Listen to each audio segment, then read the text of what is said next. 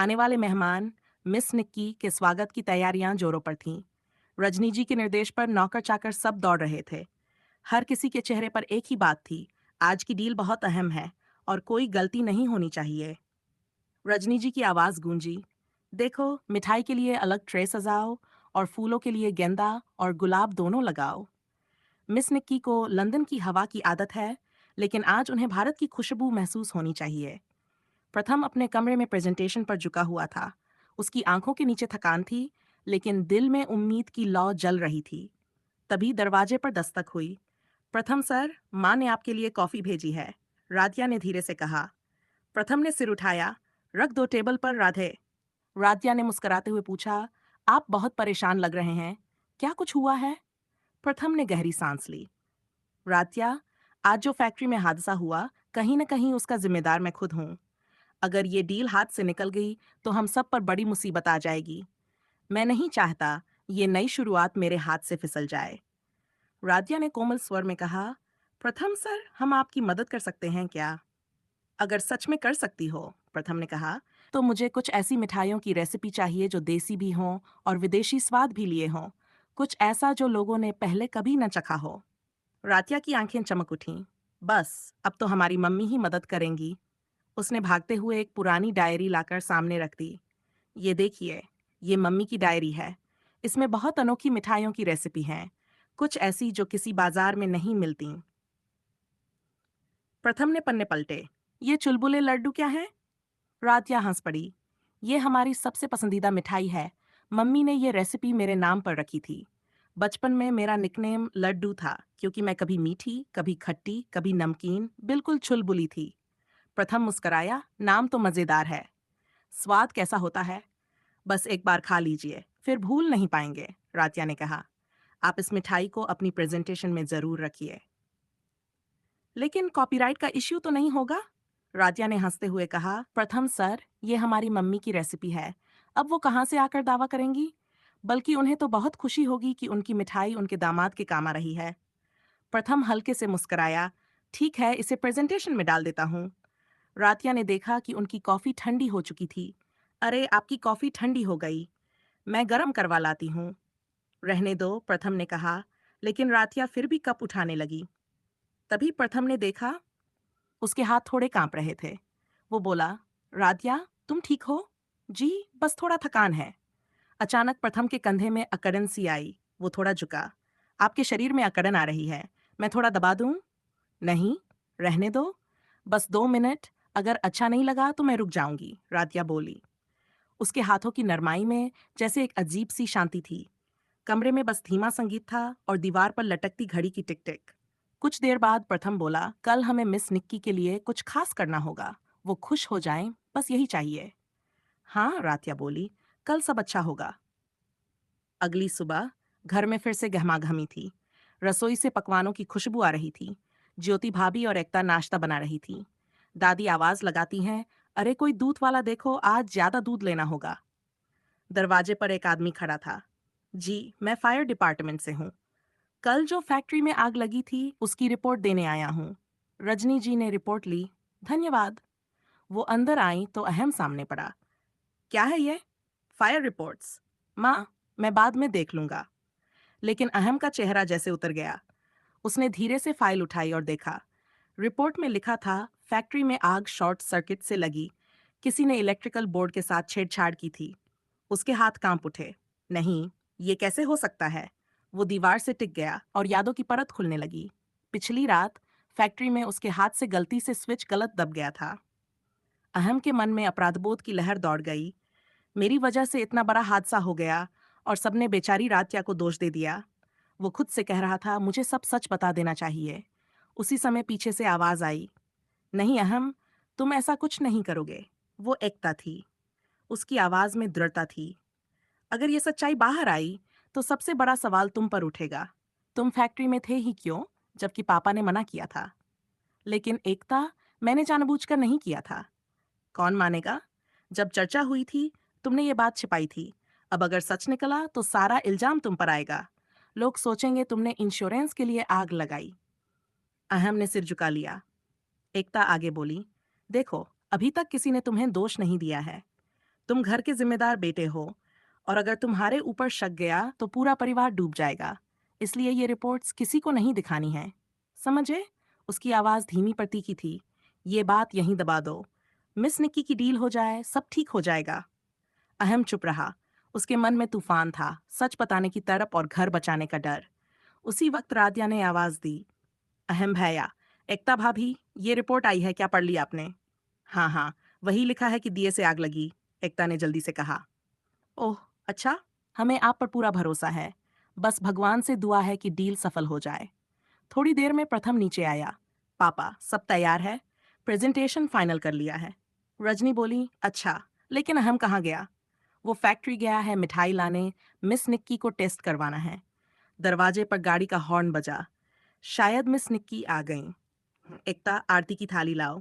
रजनी दीदी, स्वागत के फूल ले आओ। दादी, आप सोफे पर बैठिए। प्रथम ने सबको संयम से कहा, देखिए, हम बहुत उतावले ना लगें। ऐसा लगे कि हम कैजुअल हैं। सब हंस दिए। तुम अब बहुत समझदार हो गए हो प्रथम। दरवाजा खुला। सामने खड़ी थी मिस निक्की। लंबे बाल, तीखी आंखें और चेहरे पर एक आत्मविश्वास भरी मुस्कान। रजनी जी ने आरती उतारी। सुस्वागतम मिस निक्की, भारत में आपका स्वागत है। मिस निक्की ने मुस्कुराते हुए कहा, थैंक यू मिसेज गुप्ता। कमरे में सन्नाटा था। प्रथम आगे बढ़ा, welcome to India miss Nikki. लेकिन जैसे ही उसकी नजर उसके चेहरे पर पड़ी, वो ठिठक गया। वो चेहरा कहीं देखा हुआ था। मिस निक्की ने मुस्कुराकर कहा, प्रथम माय डार्लिंग, आज शाम हमारी मेहंदी है, फिर संगीत और फिर शादी। पूरा कमरा जैसे जम गया। रजनी के हाथों से आरती की थाली छूट गई। शादी? उनकी आवाज कांप उठी। और तभी दरवाजे के पास खड़ी थी निहारिका मेहता। वो अब मिस निक्की थी। वही लड़की जिससे प्रथम का कभी गहरा रिश्ता था, और अब बदले की आग में लौटी थी। गुप्ता हाउस में आरती की थाली फर्श पर गिरकर बिखर गई थी। गुलाब की पंखुड़ियां पूरे फर्श पर फैल गईं, जैसे किसी अधूरी पूजा का प्रतीक। कमरे में फैला मौन इतना गहरा था कि घड़ी की टिक टिक तक सुनाई दे रही थी। प्रथम की आंखें अविश्वास में चौड़ी हो चुकी थीं। निहारिका, उसने फुसफुसाया, तुम यहाँ? मिस निक्की की मुस्कान और गहरी हो गई। ओह, तो तुम अब भी मेरा नाम याद रखते हो मिस्टर प्रथम गुप्ता? उसकी आवाज में मिठास कम और तंज ज्यादा था। रजनी जी ने खुद को संभालते हुए कहा, बेटा, तुम कह रही हो कि शादी, लेकिन ये डील तो सिर्फ बिजनेस के लिए थी ना? निहारिका हंसी। ओह मिसेज गुप्ता, बिजनेस और इमोशंस दोनों साथ चल सकते हैं। हम लंदन में एक दूसरे को अच्छी तरह जानते थे, और अब मैं यहाँ आई हूँ तो सिर्फ डील के लिए नहीं, हिसाब बराबर करने के लिए। सभी की नजरों में सवाल थे। रातिया, जो अब तक बस दरवाजे के पास खड़ी सब देख रही थी, कुछ बोल नहीं पा रही थी। उसके होंठ कांप रहे थे। सर, ये कौन है? प्रथम ने उत्तर देने की कोशिश की, लेकिन शब्द जैसे कहीं अटक गए। राधिया, ये मेरी पुरानी दोस्त हैं। या यूं कहो, निहारिका ने बीच में कहा, पुराना प्यार। कमरा जैसे जम गया। एकता ने धीरे से रजनी के कान में कहा, ये तो बड़ी मुसीबत आ गई दीदी। रजनी ने बस सिर झुका लिया। भगवान जाने अब क्या होने वाला है। निहारिका ने चारों ओर नजर दौड़ाई। वाह, क्या घर है आपका मिसेज गुप्ता। इतना परफेक्ट, इतना सजावटी। बस एक चीज की कमी है, सच्चाई। देखिए, आप हमारी मेहमान हैं, लेकिन इस तरह के शब्द।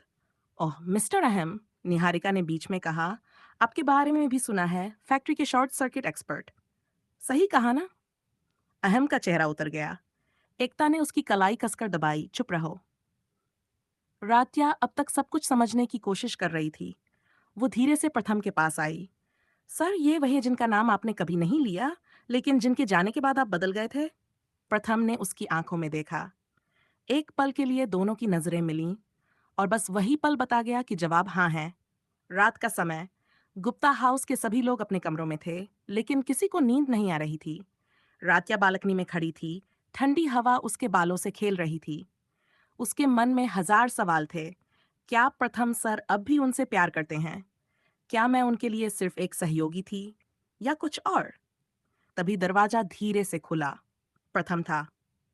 उसने धीमे से कहा, मुझे पता है, आज जो हुआ उससे तुम असहज हो। रात्या ने उसकी ओर देखा। क्या आपने कभी बताया कि मिस निक्की कौन है? नहीं नन। तो मैं कैसे समझती कि वो आपके अतीत की वो शख्सियत है जो आज हमारे वर्तमान को हिला देंगी? प्रथम ने सिर झुका लिया। मैं चाहता था कि अतीत अतीत ही रहे। निहारिका और मेरे बीच सब खत्म हो चुका था। वो मुझसे प्यार करती थीं, पर जब मैंने रिश्ता आगे बढ़ाने से इनकार किया, तो वो लंदन चली गईं। और अब जब मैं सोच भी नहीं रहा था, वो लौट आई हैं, बदले के साथ। बदला? रात्या ने पूछा। हाँ, उसने एक बार कहा था, प्रथम, अगर तुम मुझे छोड़ोगे, तो मैं तुम्हारा नाम मिटा दूंगी। मैंने उसे मजाक समझा था। रात्या ने धीमे स्वर में कहा, कभी कभी औरत का टूटा भरोसा सबसे बड़ा तूफान बन जाता है सर। प्रथम ने उसकी ओर देखा। और तुम, अगर कल मैं किसी और की वजह से मुसीबत में पड़ जाऊं, तो क्या तुम मेरा साथ दोगी? रात्या ने बिना सोचे कहा, आपको मेरी सांसों तक का साथ मिलेगा। दोनों के बीच खामोशी थी, लेकिन उस खामोशी में एक भरोसे की गूंज थी। अगली सुबह डाइनिंग टेबल पर सभी बैठे थे। निहारिका अपने चमकीले सफेद सूट में आत्मविश्वास से भरी हुई। Good morning everyone. आशा है कि सबने अच्छी नींद ली होगी। दादी बड़बड़ाई, हमें नींद कहाँ बेटी, तू तो जैसे तूफान लेकर आई है। निहारिका मुस्कुराई, शायद यही मेरी फितरत है दादी। प्रथम ने कहा, निहारिका, हम बिजनेस टेबल पर बात करेंगे, घर में पर्सनल बातें नहीं। ओह, तो अब तुम नियम बनाते हो? जरूरत पड़ने पर हाँ, एकता बोली। वैसे मिस निक्की, आपकी डील हमारी कंपनी के लिए बहुत अहम है, अगर आप हमें सहयोग दें तो। ओह मिसेज अहम गुप्ता, सहयोग मैं दूंगी, लेकिन शर्तें मेरी होंगी। रजनी ने बीच में टोका, कौन सी शर्तें? निहारिका ने कप रखकर कहा, बहुत सरल, डील तभी साइन होगी जब प्रथम मेरे साथ लंदन चलेगा, बतौर मेरे पार्टनर। कमरा एक बार फिर सन्नाटे में डूब गया। प्रथम ने हैरानी से कहा, तुम मजाक कर रही हो? मैं कभी मजाक नहीं करती। याद है, तुमने मुझसे कहा था कि अगर कभी मिलोगे तो माफी मांगोगे। तो अब मौका है, माफी मांगो और मेरे साथ चलो। रात्या की आंखों में नमी थी। वो उठी और बिना कुछ कहे कमरे से बाहर चली गई। बाहर बगीचे में रात्या बैठी थी। पत्तों पर ओस की बूंदें थीं और उसके गालों पर भी। दादी धीरे धीरे आई और उसके पास बैठ गई। बेटी, मन जब सुंदर हो तो संसार की गंदगी भी फीकी लगती है, लेकिन अगर मन में तूफान हो तो फूल भी चुभने लगते हैं। रात्या ने सिर दादी की गोद में रख दिया। दादी, क्या हर सच्चा प्यार अधूरा होता है? दादी मुस्कराईं। नहीं बेटी, सच्चा प्यार कभी अधूरा नहीं होता, बस वक्त उसका इम्तिहान लेता है। उसी समय एकता और अहम कमरे में बात कर रहे थे। एकता बोली, अब साफ है निहारिका इस घर को तोड़ना चाहती है, और अगर प्रथम उसके साथ चला गया तो कंपनी खत्म। अहम ने कहा, माँ को कुछ करना होगा। नहीं अहम, माँ अब थक चुकी हैं, हमें संभालना होगा। और रातिया, वो हमारी सबसे बड़ी ताकत है और शायद प्रथम की भी। शाम को घर में एक और हलचल थी। निहारिका ने डिनर की घोषणा की, आज की रात खास होगी, मैं सबको अपने हाथों से खाना खिलाऊंगी। रजनी ने कहा, इस घर में खाना रसोई में बनता है बेटी। निहारिका ने मुस्कुराते हुए कहा, ओह मिसेज गुप्ता, अब वक्त बदल चुका है, आज की शेफ मैं हूँ। सब हैरानी से एक दूसरे को देखने लगे।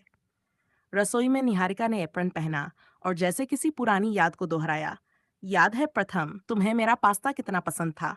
प्रथम बोला, अब मुझे पास्ता से ज्यादा खिचड़ी पसंद है। खिचड़ी? वाह, कितना बदल गए तुम, या कहो किसी ने बदल दिया तुम्हें। उसने तिरछी नजर रातिया की ओर डाली। रातिया चुप रही, लेकिन उसकी आंखों में एक दृढ़ता थी। वो आगे बढ़ी और बोली, मिस निक्की, आपकी कुकिंग शानदार होगी, पर मिठाई आज मैं बनाऊंगी। क्यों? निहारिका ने पूछा। क्योंकि कुछ स्वाद पुराने घावों को भी मीठा कर देते हैं। रसोई में दोनों आमने सामने थीं, एक पुराना प्यार और एक नई भावना। आंखों में आग थी, पर हाथों में मिठास। डिनर पर सब बैठे। रातिया ने चुलबुले लड्डू परोसे। निहारिका ने एक उठाया, चखा, और पल भर को उसका चेहरा बदल गया। ये मिठाई मैंने पहले भी खाई है। प्रथम बोला, हाँ, ये वही रेसिपी है जो मेरी जिंदगी में फिर से मिठास लाई। निहारिका ने मुस्कुराकर कहा, तो अब मैं समझी मेरी जगह किसने ली। वो उठी और बोली, डील कैंसल। क्या? रजनी ने कहा, मिसेज गुप्ता, डील नहीं होगी, क्योंकि अब मैंने देख लिया, प्रथम खुश है, पर मेरे साथ नहीं। वो जाने लगी। प्रथम ने पुकारा, निहारिका रुको। क्यों? ताकि तुम फिर वही गलती दोहराओ। उसकी आंखों से आंसू गिर पड़े।